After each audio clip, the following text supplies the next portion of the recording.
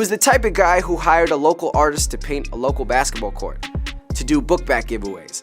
He directly contradicted the stereotype of people who get on. He didn't forget where he came from. He poured money and resources into his community. He didn't forget those around him. He hired people with felonies who couldn't find work elsewhere. He opened a co-work space for entrepreneurs from his hometown. He opened a science, technology, engineering, and math center for children to be able to crack into industries otherwise dominated by non-minorities. He spoke about ownership and having the ability to call something yours. What he did in the Crenshaw area is like the anti-gentrification. Instead of outsiders coming in and buying up the property, he did. Words is powerful, you know? And I think that the ability to articulate, you know, you can really impact people.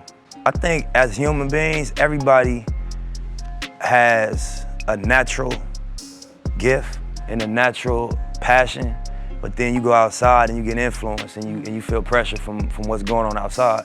And so, you know, I read one time, like, would you rather be at war with yourself and at peace with the world, or at peace with yourself and at war with the world?